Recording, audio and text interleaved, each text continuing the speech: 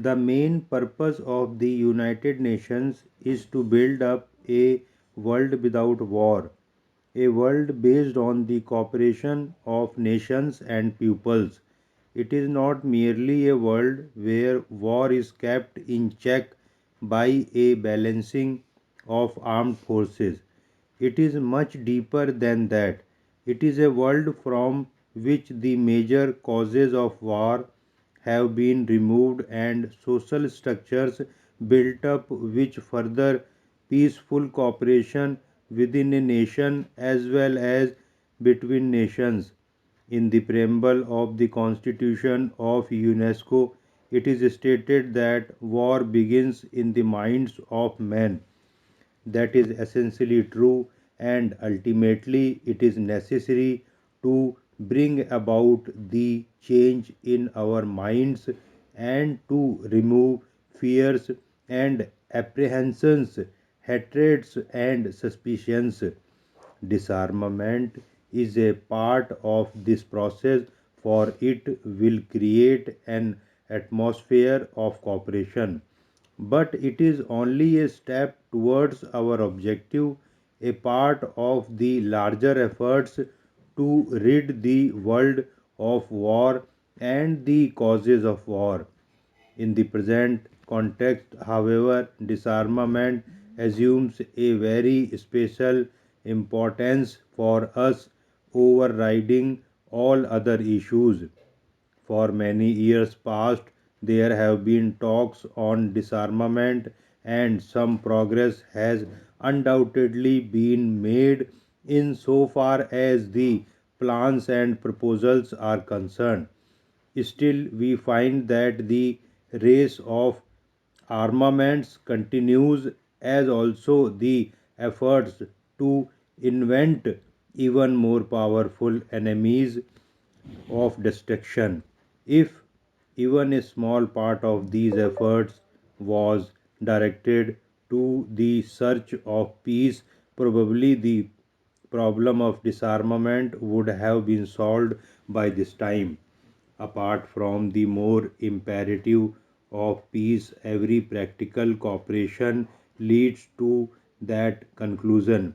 For as everyone knows, the choice today in this nuclear age is one of utter annihilation and destruction of civilization on of some way to have peaceful coexistence between nations. There is no middle way.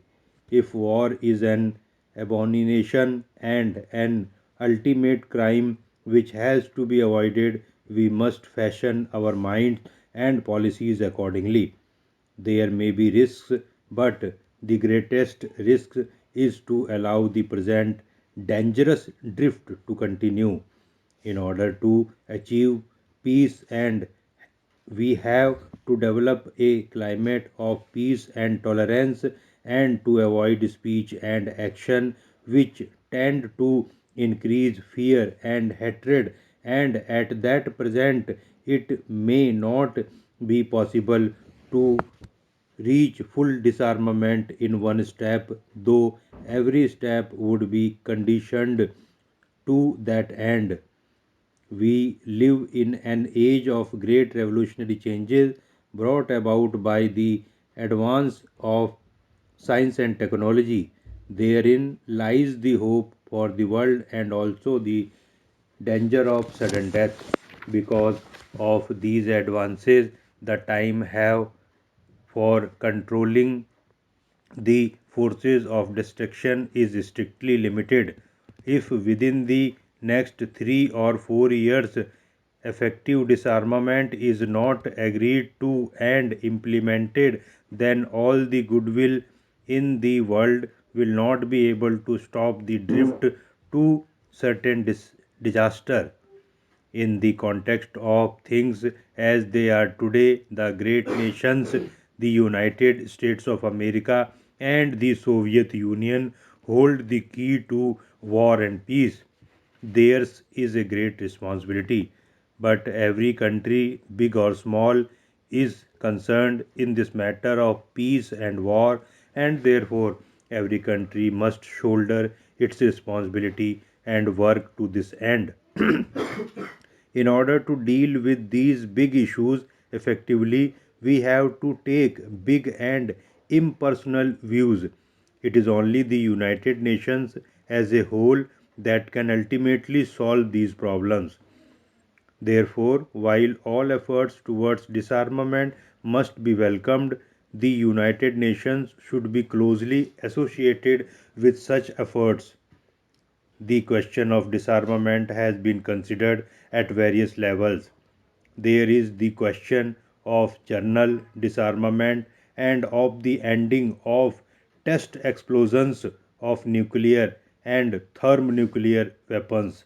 So far as the test explosions are concerned, considerable progress has been made in the discussions of the committee which has been meeting in Geneva.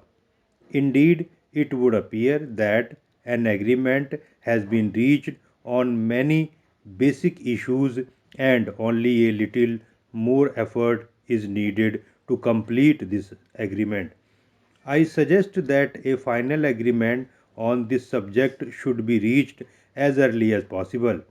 This is not strictly speaking disarmament, but undoubtedly any such agreement will bring a large measure of relief to the world. Disarmament must include the prohibition of the manufacture, storage, and use of weapons of mass destruction as well as the progressive limitation of conventional weapons. It is admitted that disarmament should take place in such stages as to maintain broadly the balance of armed power. It is only on this basis that success can be achieved and this pervading sense of fear countered.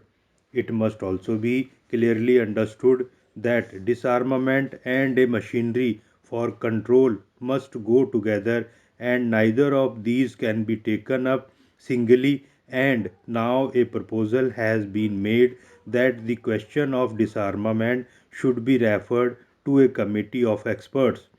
In fact, experts have been considering this matter during the past years and we have had the advantage of their views.